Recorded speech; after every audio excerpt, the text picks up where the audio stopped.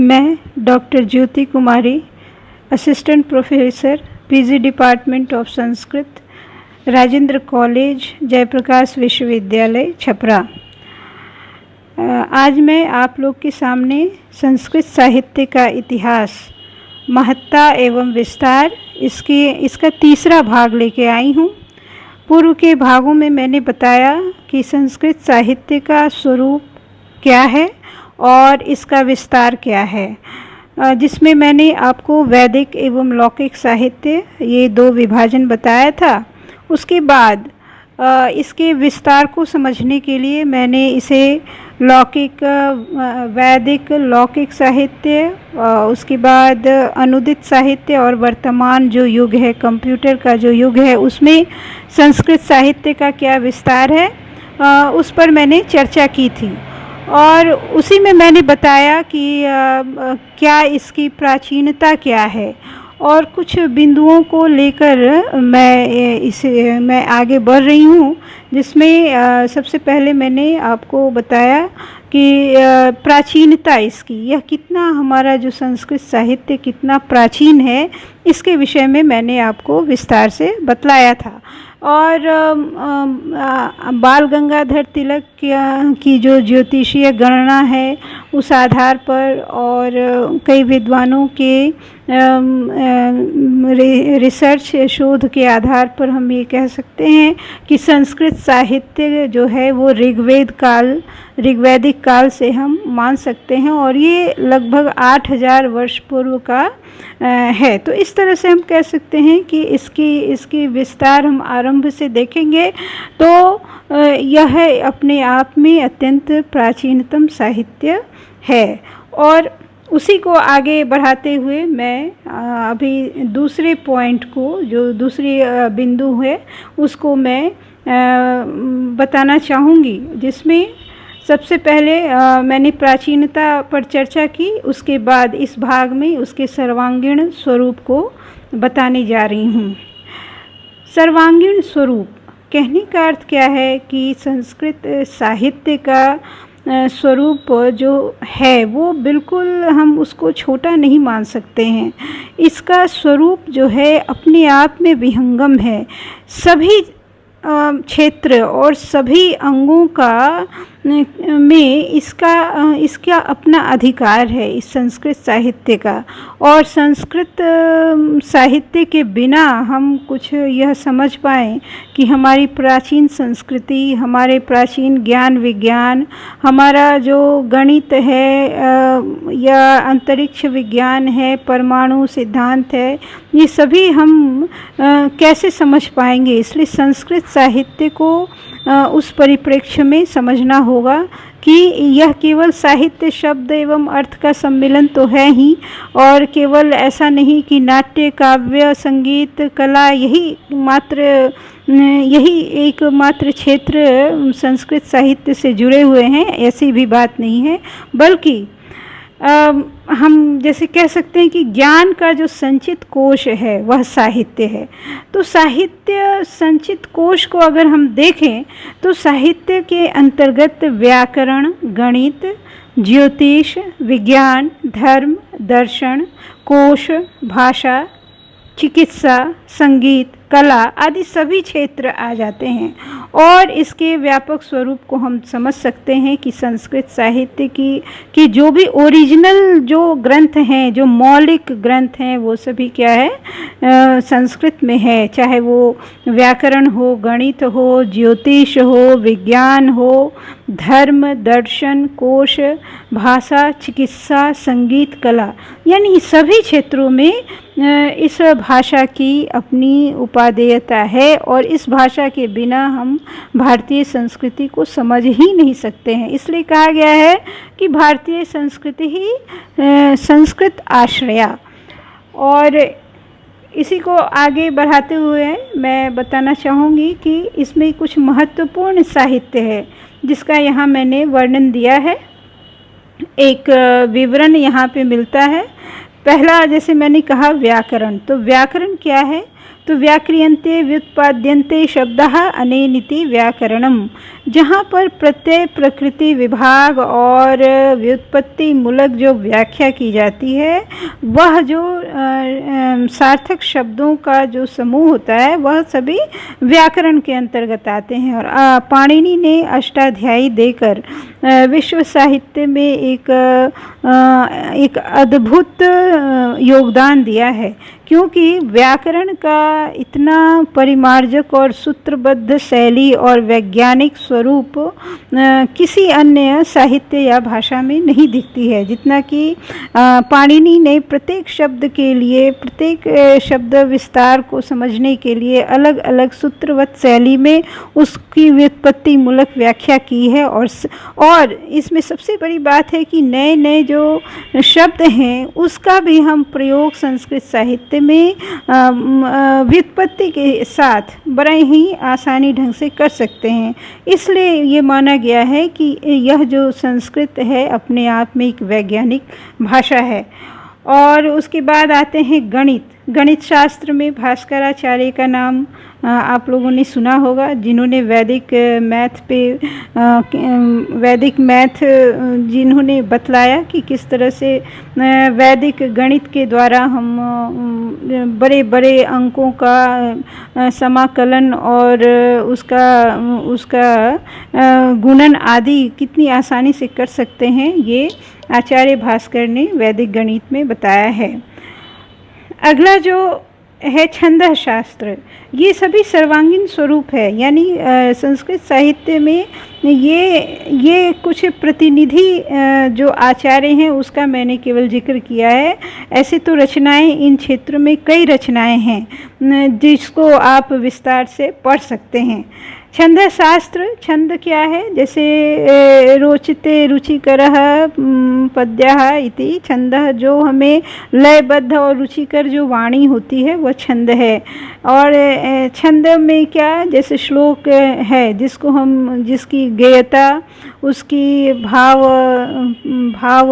गांभीर्यता आदि जो देखते हैं, उसका जो प्रदर्शन होता है वो किस कारण संभव है, तो छंद के कारण। छंद से हम उसे मनोहारी और हितकारी दोनों कह सकते हैं, और हृदय स्पर्शी श्लोक को बना सकते हैं। तो इसलिए छंद का अपना महत्वपूर्ण स्थान है, और उसमें मुनिवर पिंगल की छंद शास्त्र एक उल्लेखनीय ग्रंथ है। फिर हम आते हैं योग शास्त्र पे। तो योग शास्त्र में महर्षि पतंजलि का नाम है। इन्होंने और अभी तो योग दिवस भी हम मनाते हैं, और इस पर कई प्रकार की रचनाएं आई हैं योग पर, और इस तरह से ये हमारे सभी प्राचीन संस्कृत और हमारे संस्कृत साहित्य की अमूल्य निधि है। फिर हम आगे बढ़ते हैं अर्थशास्त्र। अर्थशास्त्र जैसे कौटिल्य का अर्थशास्त्र, अर्थशास्त्र के क्षेत्र में भी ये आधुनिक विज्ञान हम इसे मानते हैं, आधुनिक साहित्य है इकोनॉमिक्स, और उस क्षेत्र में भी हमारा संस्कृत साहित्य अछूता नहीं है। उसे भी समझने के लिए हमें इस साहित्य का सहारा लेना पड़ेगा। तो अर्थशास्त्र को समझने के लिए कौटिल्य का अर्थशास्त्र अपने आप में बहुत ही उपयोगी है। फिर हम आते हैं विज्ञान। जैसे हम लोग एटॉमिक थ्योरी पढ़ते हैं, कणाद का जो परमाणुवाद है, उन्होंने किस तरह से पदार्थ की रचना में परमाणु को मौलिक जो कण माना है, और उसे किस तरह उस कण में उस पदार्थ के सभी मौलिक गुण निर्धारित होते हैं, अवस्थित होते हैं। तो ये कणाद का जो परमाणुवाद है, ये अभी आधुनिक विज्ञान में जो हम एटॉमिक थ्योरी पढ़ते हैं उसकी चर्चा उन्होंने खुद स्वयं पहले ही कर दी है। तो इस तरह से हम देखते हैं कि संस्कृत साहित्य का अपना एक महत्वपूर्ण योगदान है, एक महत्वपूर्ण इसका व्यापक क्षेत्र है, इसका एक सर्वांगीण स्वरूप है। यहाँ जो स्लाइड दिख रहा है उसमें मैंने आपको बताया है कि चिकित्सा क्षेत्र में ज्योतिष, अंतरिक्ष विज्ञान, भाषा विज्ञान, साहित्य शास्त्र, कला इन सभी विषयों पर संस्कृत साहित्य की अपनी महत्वपूर्ण भूमिका है, इसलिए इसके सर्वांगीण स्वरूप को जानना बहुत आवश्यक है और इसके कारण ही हम इसके महत्ता एवं विस्तार की चर्चा कर सकते हैं। तो सबसे पहले हम देखते हैं यहाँ 7वें नंबर पे है शल्य चिकित्सा। सुश्रुत संहिता, ऐसे शल्य चिकित्सा पर बहुत अन्य पुस्तकें भी हैं संस्कृत साहित्य में, लेकिन ये सुश्रुत संहिता जो है वो शल्य चिकित्सा शास्त्र की एक प्रतिनिधि ग्रंथ है। वैसे ही ज्योतिष शास्त्र पे चर्चा करें तो भृगु संहिता, रावण संहिता, ज्योतिष शास्त्र में जैसे ग्रहीय स्थिति और उसके अनुसार जैसे प्रेडिक्शन करना, भविष्य बताना, क्या स्थिति इस काल में कौन सी अवस्था क्या स्थिति बनेगी, ये सारी चीज़ों का बड़े ही वैज्ञानिक ढंग से हमारे संस्कृत साहित्य में प्रमाण मिलते हैं और इसमें हम ज्योतिष शास्त्र इसमें प्रमुख है। और अगला जो पॉइंट है वो अंतरिक्ष विज्ञान। अंतरिक्ष विज्ञान आज का एक बहुत ही मन पसंदीदा वो क्षेत्र है अंतरिक्ष विज्ञान, और उस क्षेत्र में हमारे प्राचीन संस्कृत साहित्य जो है वो पीछे नहीं है। आर्यभट्ट ने सबसे पहले अंतरिक्ष संबंधी वैज्ञानिक तथ्यों का मूल्यांकन किया और उन्होंने संपूर्ण विश्व को कुछ सिद्धांत भी दिए। तो इस तरह से संस्कृत साहित्य का इस क्षेत्र में भी अधिकार है। और भाषा विज्ञान, संस्कृत तो संपूर्ण भाषा की जननी मानी जाती है और भाषा विज्ञान को अगर पढ़ना है तो हम संस्कृत के बिना उसका अध्ययन कर ही नहीं सकते, जिसमें जो व्याकरणीय जो संस्कृत साहित्य का जो प्रथम भाषा वैज्ञानिक जो विवरण जो मिलता है वह वाक्यपदीय भर्तृहरि का वाक्यपदीय है, जिसमें उन्होंने स्फोटवाद का, ध्वनि सिद्धांत का बहुत ही एक सूत्रवत शैली से और बहुत ही प्रामाणिक रूप से एक व्यवहारिक उसका वर्णन किया है। और पाणिनि ने, जैसा कि मैंने पूर्व में आपको बताया कि प्रकृति प्रत्यय विभाग, व्युत्पत्ति मूलक व्याख्या, शब्दों का किस तरह संग्रहण, शब्दों की व्युत्पत्ति, इन सारे तत्वों का विशद विश्लेषण किया है। इस तरह भाषा विज्ञान को समझने में इसकी महती भूमिका है। और साहित्य, संस्कृत साहित्य तो अपने आप में संपूर्ण है, अपने आप में एक निधि है, जिसे हम जहाँ भामह, दंडी, मम्मट, अभिनव गुप्त जैसे आचार्य मिले हैं और जिन्होंने साहित्य शास्त्र की अद्भुत सेवा की है, और न केवल संस्कृत साहित्य के लिए इसका जो प्रभाव है वह अन्य साहित्य पे भी पड़ा, चाहे वो हिंदी साहित्य हो, चाहे वो अन्य आंचलिक साहित्य हो, सबका पर संस्कृत साहित्य का प्रभाव है। तो इस तरह हम कह सकते हैं कि इसकी जो महत्ता है वह शब्दों में हम उसका आकलन नहीं कर सकते हैं। फिर भी मैंने एक प्रयास किया है कि आप लोगों को सभी विभागों के विषय में कुछ जानकारी प्रदान कर सकूं। अब अंतिम जो पॉइंट है वो कला जो जैसे हमारी नाट्य कला है, गीत है, वाद्य, नृत्य, 64 कला आदि जो हैं, जिसमें ब्रह्म, भरत, कोहल की रचनाएं हैं। और जैसे हमने दशरूपकम पढ़ा है आचार्य धनंजय विरचित, जिसमें रूपक जो है, जो नाटक का ही एक लक्षण हम मान सकते हैं, और उसमें कितने भेद हैं और क्या उसमें किस प्रकार नृत्य और सभी काव्य तत्वीय जो नाट्य कलात्मक जो तत्व है उसका वर्णन किया गया है। यानी ये सभी ग्रंथ जो हैं वो संस्कृत साहित्य में हैं, और बिना इसके अध्ययन के हम अन्य साहित्य का ज्ञान भी नहीं प्राप्त कर सकते। इस तरह से संस्कृत साहित्य की एक अद्भुत जो कहा जाए एक विस्तार है, एक विशाल भंडार है, जिसको हम सभी यहाँ देख रहे हैं। अब इस अगले स्लाइड में हम देख रहे हैं कुछ संस्कृत साहित्य की प्रमुख जो ग्रंथ हैं उसके विषय में हम देखते हैं, जिसमें काम शास्त्र है, धर्मशास्त्र है, दर्शन शास्त्र है, पशु चिकित्सा शास्त्र है, आधुनिक चिकित्सा शास्त्र है, भारतीय रसायन शास्त्र के विवेचक ग्रंथ हैं। काम शास्त्र के विषय में हम जानते हैं वात्स्यायन का जो काम शास्त्र जो है, काम सूत्र, वो अपने आप में विश्व साहित्य में अनूठी रचना है।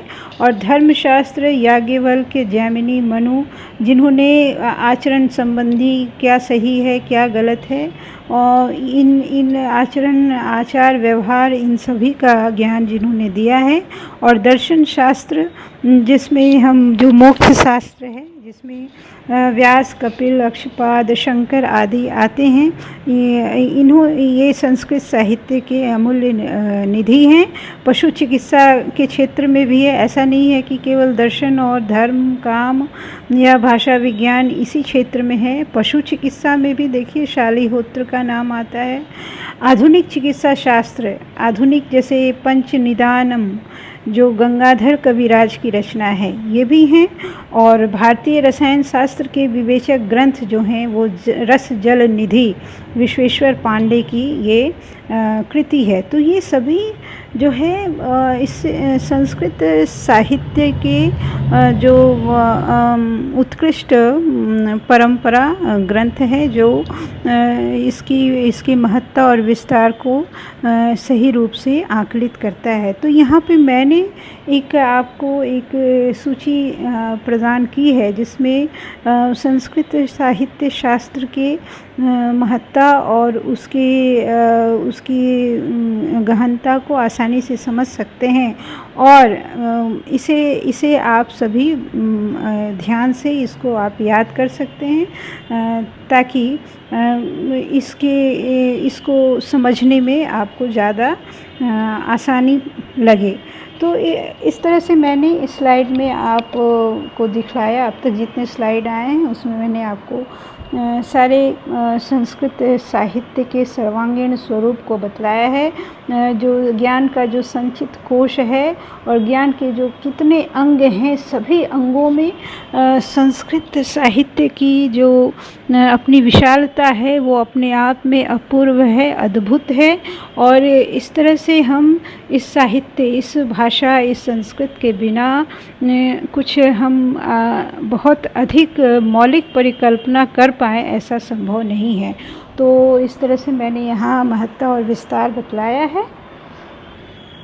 यहाँ मैंने दिखलाया है समाज का दर्पण। साहित्य जो है वो समाज का दर्पण है। और हमारा जो साहित्य है उसमें जो भी हमारी धर्म, संस्कृति और यज्ञ परंपराएं, ऋषि परंपरा, ये जो है जीवन के जो प्रमुख दर्शन हैं, शास्त्र हैं, जीवन जीने की जो शैली है और तत्कालीन सामाजिक व्यवस्था, आश्रम व्यवस्था और धर्म, आचार, विचार क्या थे, इन सारी चीज़ों की जानकारी हमें संस्कृत साहित्य से मिलती है। जैसा कि 4 प्रकार के यज्ञ का वर्णन किया गया है, आश्रम व्यवस्था भी है। जैसे 100 वर्ष का जो जीवन है उसको 4 भाग में बांट दिया गया है और उसके बाद उसकी आश्रम व्यवस्था निश्चित की गई है, जिसके उसी में पुरुषार्थ चतुष्टय है। 4 प्रकार की आश्रम व्यवस्था में जैसे हम देखते हैं ब्रह्मचर्य, फिर गृहस्थ, फिर संन्यास और वानप्रस्थ, ये सभी जो आश्रम व्यवस्था है वह अपने आप में बड़े ही विचार के उपरांत और उसके पीछे बहुत ही गहन दर्शन और जीवन के जीने की जो उत्कृष्ट परंपरा है उसका पोषण हुआ है। और पुरुषार्थ चतुष्टय में धर्म, अर्थ, काम और मोक्ष, इसकी बात है। और इसी तरह 16 संस्कार हैं, जिसमें गुणाधान, दोषापनयन जो शरीर का में किया जाता है, इन सारी चीज़ों का वर्णन हम संस्कृत साहित्य में प्राप्त करते हैं। तो इस तरह चाहे वो नैतिक दृष्टिकोण हो, सांस्कृतिक दृष्टिकोण हो, धार्मिक दृष्टिकोण हो, सभी क्षेत्रों में संस्कृत साहित्य की अपनी महत्वपूर्ण भूमिका है। नीति संबंधी शास्त्र में हम हितोपदेश है या जैसे नीति शतकम है, फिर हम इसकी बात पंचतंत्र है, ये सब नैतिक ज्ञान हमें देते हैं। सांस्कृतिक दृष्टिकोण से संस्कृत साहित्य के अध्ययन से हमें पता चलता है कि तत्कालीन जो समाज में सांस्कृतिक आदान प्रदान, जैसा कि जावा, कंबोडिया, ये सब जो हिंदू जो हमारे जो धर्म है उसका किस तरह प्रसार किया गया और अन्य शासकों के साथ किस तरह से संबंध रहा, ये सभी सांस्कृतिक आदान प्रदान, इन सभी चीज़ों का पता चलता है। और धार्मिक दृष्टिकोण के विषय में मैंने कहा कि मनुस्मृति है, स्मृति ग्रंथ हैं, उसके बाद ज्योतिषीय ग्रंथ है, इन सब के द्वारा क्या विधि निषेध की क्या तरीका होना चाहिए, क्या प्रक्रिया होनी चाहिए, ये सारे चीज़ों का वर्णन हम संस्कृत साहित्य में पाते हैं। तो इस तरह से हम कह सकते हैं कि यह साहित्य, इस साहित्य के बिना हम समाज को अच्छी प्रकार से नहीं समझ सकते। यह तो समाज का साक्षात दर्पण है और निष्कर्षतः इसके निरंतर विस्तार की प्रक्रिया अभी है, ऐसा नहीं।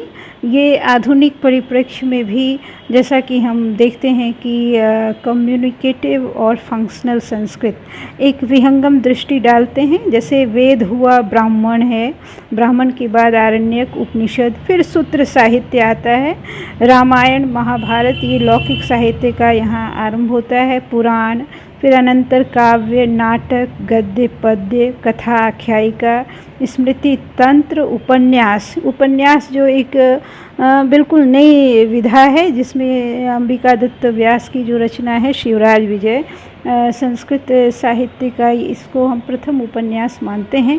तो हम कह सकते हैं कि आधुनिक विधा में भी संस्कृत साहित्य की अपनी भूमिका है। और उसके बाद कम्युनिकेटिव एंड फंक्शनल संस्कृत जो कंप्यूटर का युग है, जैसा कि नासा और अंतरिक्ष वैज्ञानिकों ने एक शोध पत्र में ये कहा कि कंप्यूटर के लिए संस्कृत जो है वो बहुत ही सही और सटीक भाषा है।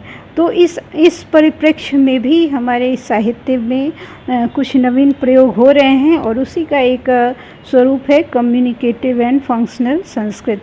क्योंकि ये भाषा, इसको हम कहते हैं कि प्राचीनतम भाषा है। प्राचीनतम तो है ही, लेकिन आधुनिक भी वैसे ही है, क्योंकि इसमें जितनी वैज्ञानिकता है, जितनी वैज्ञानिक दृष्टिकोण है इस भाषा में, शायद ही किसी अन्य भाषा में मिलती है। जितनी संक्षिप्तता है और सूत्रबद्ध शैली है वह संस्कृत, इसलिए संस्कृत भाषा अन्य भाषाओं से अलग स्थापित होती है। तो हम कह सकते हैं कि संस्कृत साहित्य का एक प्राचीनता से लेके आधुनिक स्वरूप तक एक विहंगम मार्ग, एक पथ दिखता है, एक विशाल भंडार दिखता है, जिसमें इसकी महत्ता एवं विस्तार स्वयं प्रतिभाषित होती है। इस तरह से मैंने आज आपको ये संस्कृत साहित्य का इतिहास, महत्ता एवं विस्तार, इस टॉपिक को पूरा किया है और अगले क्लास में अब नए टॉपिक लेकर आएंगे। तब तक धन्यवाद।